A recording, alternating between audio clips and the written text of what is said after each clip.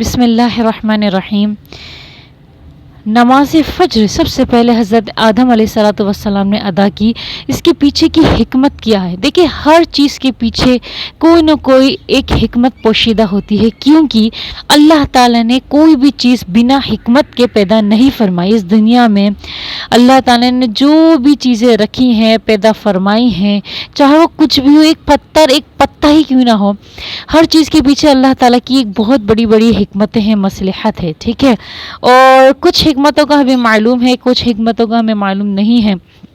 کیوں؟ کیونکہ ہم لوگ علم کے جو ہے نا کھوج میں نہیں لگتے ہیں، سمجھ آ رہی ہے؟ تو نماز فجر 2 رکعت جو نماز فجر حضرت آدم علیہ السلام نے ادا کی، اس کا راز کیا ہے، اس کی حکمت کیا ہے؟ دیکھیے، جب اللہ تعالیٰ نے حضرت آدم علیہ السلام کو جنت کی روشنی سے نکال کر دنیا کی تاریکی میں ڈالا تھا، جب دنیا کی تاریکی میں، اندھیرے میں حضرت آدم علیہ السلام تشریف لے کر آئے تھے، تو دنیا میں اتنی تاریکی، اتنا اندھیرا ہی اندھیرا تھا کہ ایک ہاتھ کو دوسرا ہاتھ سجھائی نہیں دیتا تھا، سمجھ میں آ رہی ہے؟ اور اتنا اندھیرا تھا چاروں طرف کہ ایک سمت نظر ہی نہیں آتا تھا کہ ہم اس سمت جائیں یا نہ جائیں، یہ سمت ہے بھی یا نہیں ہے یہ سمت۔ اتنی زیادہ تاریکی، اتنا زیادہ اندھیرا تھا کہ حضرت آدم علیہ السلام بہت زیادہ پریشان اور غمگین ہونے لگ گئے، اور اس خوف سے کہ اب یہاں زندگی کیسے بسر ہوگی اتنی اندھیرے میں، اتنی تاریکی میں۔ تو اسی اثناء میں اللہ تعالیٰ نے ایک صبح کی روشنی، صبح کی کرن، صبح صادق پیدا فرمائی، سبحان اللہ۔ جب صبح صادق پیدا ہوئی تو وہ روشنی، جب صبح صادق آئی نا، تو حضرت آدم علیہ السلام کی جان میں جان آئی، تو انہوں نے فوراً سے صبح ہونے سے پہلے ہی 2 رکعت شکرانے کے نفل ادا کیے۔ پہلے شکرانہ کا نفل اس لیے ادا کیا کہ رات کی تاریکی کے جانے کے شکر میں شکرانے کا نفل ادا کیا، اور دوسری جو نفل ادا کیا نا، وہ اس لیے ادا کیا کہ صبح صادق کی روشنی آنے کی خوشی میں، شکر میں 2 رکعت نفل اس لیے ادا کیے گئے۔ کیسے؟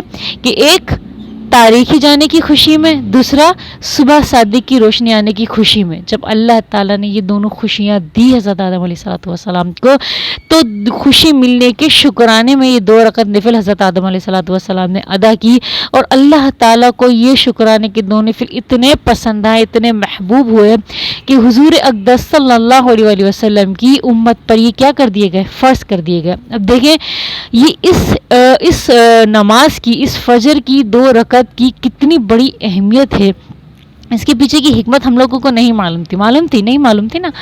تو جب ہمیں معلوم ہو گئی ہے تو اس کی اہمیت بھی ہمارے دلوں میں اور زیادہ ہو گئی ہے، ٹھیک ہے نا۔ تو اب یہ نماز فجر جو 2 رکعت فرض ہے، اب ہم لوگ نہیں چھوڑیں گے انشاءاللہ۔ آج ہم لوگ یہ عزم کریں کہ ہم لوگ کبھی بھی اب یہ 2 رکعت فرض نماز نہیں چھوڑیں گے۔ کیوں؟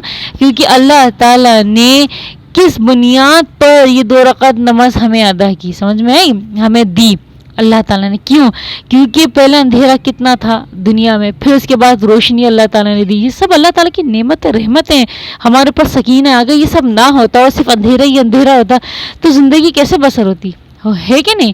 تو ہر چیز کے پیچھے ایک حکمت ہے، اور اس حکمت کی وجہ سے اگر ہم نماز بھی ادا کریں گے نا، تو ہمیں اور زیادہ جوش آئے گا، اور زیادہ ہم لوگوں کو محبت ہوگی، سمجھ میں آ رہی ہے؟